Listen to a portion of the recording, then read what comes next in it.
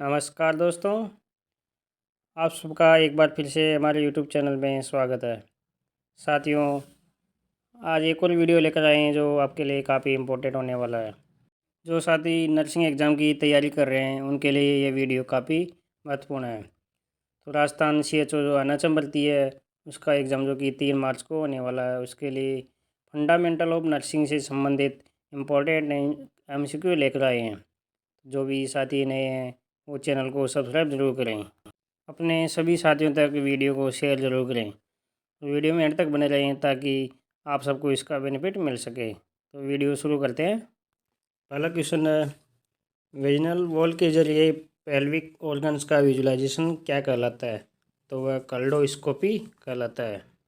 निम्न में से शयन मुद्रण के उपचार के लिए ड्रग ऑफ चॉइस क्या है? तो वह इम्पेरामाइन। इसका आंसर डी होगा। नेक्स्ट क्वेश्चन है, पोस्ट ऑपरेटिव पीरियड के दौरान कॉमन रेस्पिरेटरी प्रॉब्लम क्या होती है? तो वो होगी एटेलेक्टासिस। इसका डी आंसर सही होगा। नेक्स्ट क्वेश्चन है, आँख के फंड्स का विजुलाइजेशन किस नाम से जाना जाता है? तो ऑप्थाल्मोस्कोपी नाम से जाना जाता है। इसका बी आंसर सही होगा। ऑप्थाल्मोस्कोपी नेत्र पटल दर्शन या फंडोस्कोपी एक प्रकार का नेत्र परीक्षण है जिसमें चिकित्सक आँखों के फंडस के अंदर देखता है। इसके लिए जो उपकरण उपयोग में लिया जाता है उसको ऑप्थाल्मोस्कोप कहा जाता है। दृष्टि पटल रेटिना के स्वास्थ्य को जांचने के लिए अति महत्वपूर्ण जांच है। नेक्स्ट क्वेश्चन है, सेल की संख्या कम होने के कारण टिश्यू या ऑर्गन की साइज डिक्रीज होना क्या कहलाता है? तो कहलाता है एट्रोफी। इसका डी आंसर सही होगा। कोशिका संख्या में कमी के कारण होने वाली उत्तक बर्बादी को एट्रोफी शोष या क्षय कहा जाता है। नेक्स्ट क्वेश्चन है, फैलोपियन ट्यूब की एक्सरे स्टडी क्या कहलाती है? तो कहलाती है सेल्पिंगोग्राफी। इसका डी आंसर सही होगा। सेल्पिंगोग्राफी एक निदान प्रक्रिया है जिसमें ट्यूबल ओस्टियम में लगे कैथेटर के माध्यम से निम्ब वाहिनी नलिका को सीधे अपारदर्शीकृत किया जाता है। नेक्स्ट क्वेश्चन है, राइट साइडेड कार्डियक कैथेटराइजेशन कौन सी धमनी या शिरा के माध्यम से डाला जाता है? तो डाला जाता है फेमोरल वेन के माध्यम से। इसका बी आंसर सही होगा। नेक्स्ट क्वेश्चन है, लीवर बायोप्सी लेने के लिए मोस्ट कॉमन साइट कौन सी होगी? Right hypochondrial reason.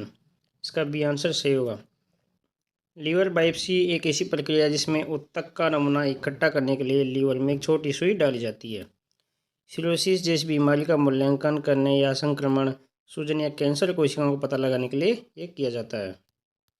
Next question है, मेनिंजाइटिस के लिए मरीज में कौन सा डायग्नोस्टिक टेस्ट किया जाता है? तो लंबर पंक्चर। इसका ए आंसर सही होगा।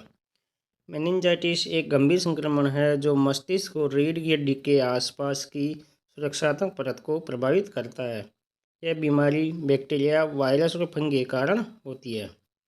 लंबर पंक्चर एक आम चिकित्सीय प्रक्रिया है जिसका उपयोग कभी कभी बचपन में होने वाले कैंसर के रोग की पहचान करने में किया जाता है। यानी कैंसर रोग की पहचान के लिए लंबर पंक्चर का उपयोग किया जाता है। नेक्स्ट क्वेश्चन है, शरीर के संपूर्ण रक्त में प्रति 100 ml में सोडियम क्लोराइड की कॉन्सेंट्रेशन का सांद्रता कितनी होती है? तो वो होता है 0.9%। इसका सी आंसर सही होगा। दर्द युक्त मूत्र विसर्जन को क्या कहा जाता है? तो इसको कहा जाता है डायसूरिया, डिसूरिया। इसका ए आंसर सही होगा। नेक्स्ट क्वेश्चन है, स्टेथोस्कोप की सहायता से एग्जामिनेशन करने को क्या कहा जाता है? तो उसको कहा जाता है ऑस्कल्टेशन। इसका डी आंसर सही होगा। शरीर के अंदर निरंतर होने वाली धमनियों के सुनने की क्रिया को क्या कहा जाता है? परिश्रवण या ऑस्कल्टेशन कहा जाता है। नेक्स्ट क्वेश्चन, मरीज को ओरल रूट से मेडिसिन कब नहीं देनी चाहिए? जब वो उल्टी कर रहा हो तो उसको नहीं देनी चाहिए। उल्टी यदि उसको उल्टी की प्रॉब्लम हो जाए तो उसको ओरल रूट से मेडिसिन नहीं देना चाहिए। नेक्स्ट क्वेश्चन है, मरीज से रेक्टल टेम्परेचर लेने के लिए कौन सी पोजीशन दी जाती है? तो लेफ्ट रेक्टल यानी बायां पार्श्व। इसका सी आंसर सही होगा। रेक्टल थर्मामीटर एक थर्मामीटर है जिसे शरीर के आंतरिक तापमान की जांच करने के लिए मलाशय में डाला जाता है। नेक्स्ट क्वेश्चन है, 60 धड़कन प्रति मिनट से कम नाड़ी दर को क्या कहा जाता है? तो उसको ब्रेडिकार्डिया। इसका सी आंसर सही होगा। 60 धड़कन प्रति मिनट से कम होने पर उसे कम स्पंदनता ब्रेडिकार्डिया और 100 धड़कन प्रति मिनट से अधिक की दर होने पर उसे हृदय क्षिप्रता टैकीकार्डिया कहते हैं।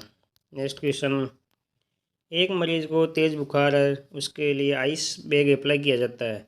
इस प्रक्रिया में मरीज का तापमान किस विधि से कम होगा? तो कंडक्शन द्वारा। इसका बी आंसर सही होगा। डिगॉक्सिन टॉक्सिसिटी, डिगॉक्सिन विषाक्तता के साइन और सिम्टम क्या है?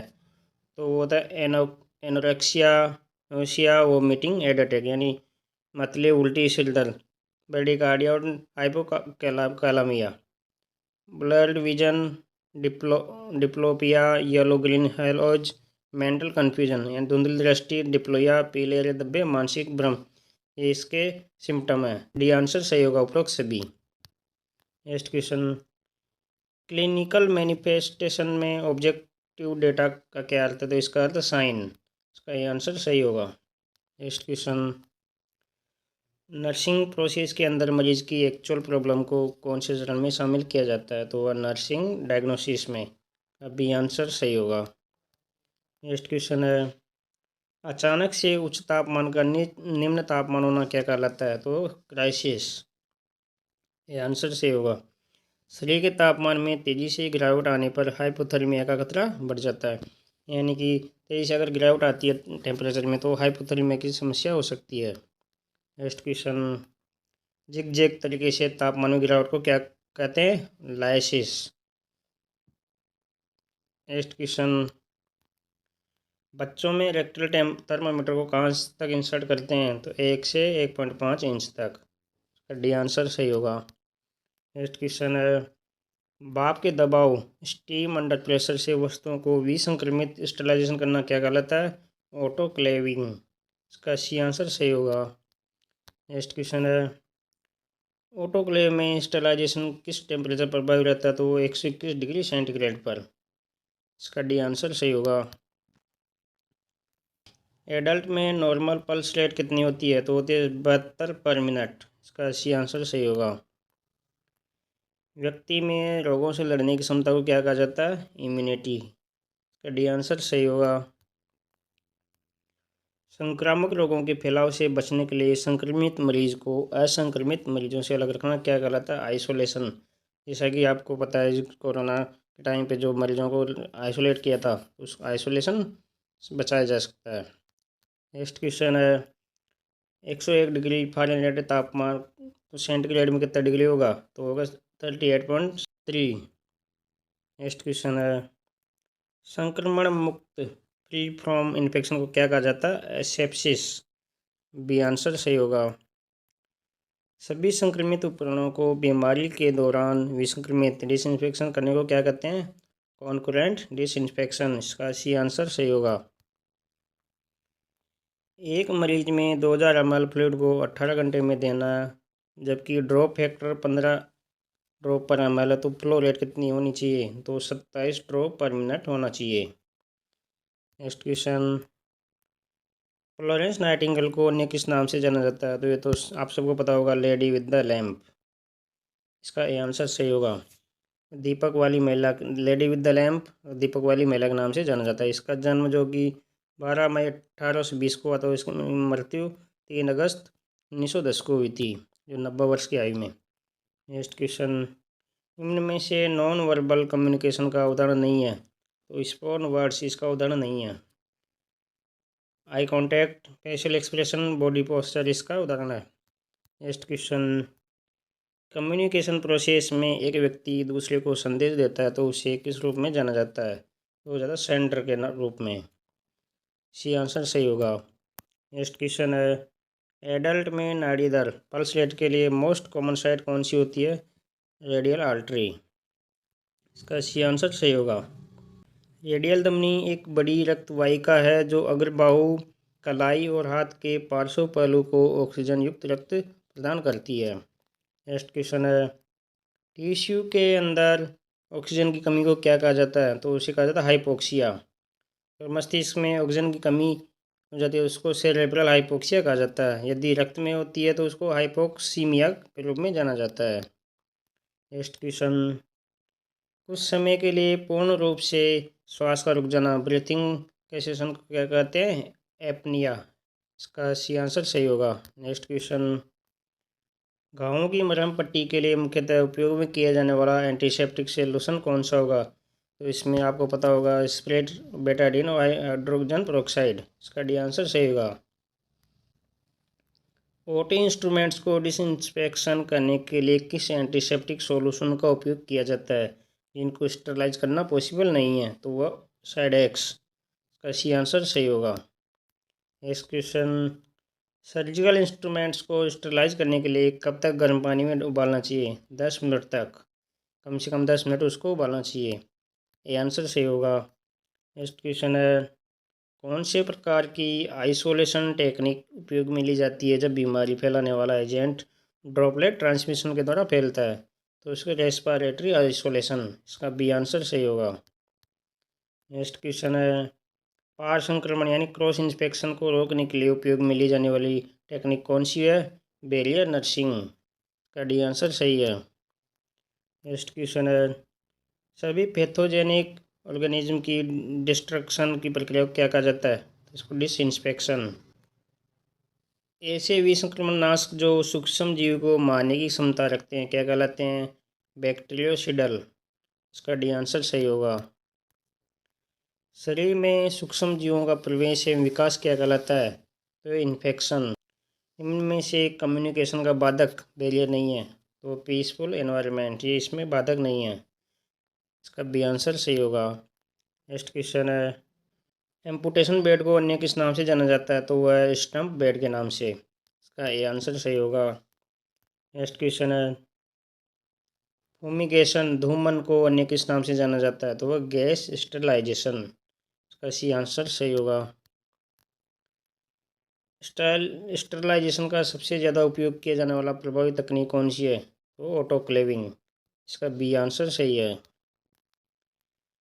यूसोल सॉल्यूशन का कंपोजिशन क्या है? इसमें क्या क्या होते हैं? तो बोरिक एसिड और ब्लीचिंग पाउडर इसमें मिश्रण होता है। इसका डी आंसर सही है। नेक्स्ट क्वेश्चन, मरीज में नेसोगैस्ट्रिक ट्यूब के इंसर्शन के दौरान निम्न में से कौन सी पोजीशन प्रयोग में ली जाती है? High Fowler position. इसका बी आंसर सही है। नेक्स्ट क्वेश्चन, एपिकल पल्स और रेडियल पल्स में क्या अंतर है? इनमें जो अंतर होता है उसको क्या बोलते हैं? तो इसको पल्स डेफिसिट बोला जाता है। इसको बी आंसर सही है। एपिकल पल्स को आमतौर पर हृदय के ऊपर रखे स्टेथोस्कोप से मापा जाता है जबकि रेडियल पल्स को आंतरिक कलाई पर उंगली का दबाव डालकर और दिल की धड़कनों की संख्या गिनकर मापा जाता है। ये इसमें दोनों का डिफरेंस है। नेक्स्ट क्वेश्चन है, निम्न में से most accurate oxygen delivery system कौन सा है? तो वह वेंटुरी मास्क। इसका डी आंसर सही होगा। वेंटुरी मास्क क्या होता है? यह एक प्रकार का प्रयोज्य मास्क है जिसका उपयोग रोगी को नियंत्रित और सटीक ऑक्सीजन सांद्रता प्रदान करने के लिए किया जाता है। नेक्स्ट क्वेश्चन, एक मरीज की ब्रोंकोस्कोपी कर रहे हैं तो नर्स को किस जटिलता के लिए सचेत रहना चाहिए? हेमोप्टाइसिस तब होता है जब आपको खांसी के साथ फेफड़ों या ब्रोंकियल नालियों में खून आता है। इसका ए आंसर सही होगा। नेक्स्ट क्वेश्चन है, फ्लोरेंस नाइटिंगेल का जन्म किस देश में होता है? वो इटली में हुआ था। इसका बी आंसर सही होगा। इनमें से अस्पताल का कार्य क्या है? रोगी की देखभाल करना, स्वास्थ्य अनुसंधान, स्वास्थ्य देखभालकर्ता का प्रशिक्षण। उपरोक्त से 20 का डी आंसर सही होगा। शरीर में बीमारी उत्पन्न करने वाले कारक कौन से क्या कहलाते हैं? एंटीजन। इसका बी आंसर सही है। नेक्स्ट क्वेश्चन, श्वसन विसंपर्कन का प्रकार है मास्क का प्रयोग। मास्क के द्वारा इसको रोका जा सकता है। नेक्स्ट क्वेश्चन है, नर्सिंग का केंद्रीय तत्व कौन सा नहीं है? नर्सिंग कला। इसका सी आंसर सही होगा। नेक्स्ट क्वेश्चन, नर्सिंग की आवश्यकता तो नहीं है, कौन सी नहीं है? अवस्था से बचाओ। इसका आवश्यकता तो नहीं है। नर्सिंग विज्ञान इसमें आता है, नर्सिंग की भावना और नर्सिंग कला इसी में आती है। नेक्स्ट क्वेश्चन, नर्सिंग प्रक्रिया में प्रयुक्त सिद्धांत कौन सा है? सुरक्षा, व्यक्तित्वता, संसाधनों का प्रयोग। इसका डी आंसर सही होगा उपरोक्त सभी। नेक्स्ट क्वेश्चन, निम्न में से व्यवसाय की विशेषता नहीं है तो ये आसन संहिता का अभाव। इसका सी आंसर सही होगा।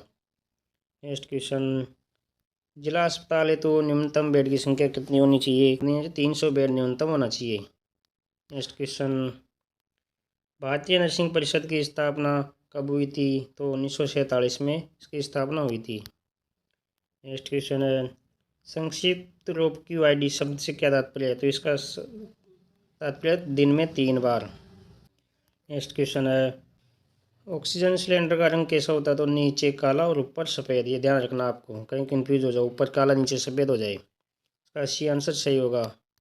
नेक्स्ट क्वेश्चन, ऑक्सीजन उपकरण में लगी वॉल्व बोतल में कौन सा द्रव होता है? तो आसुत जल।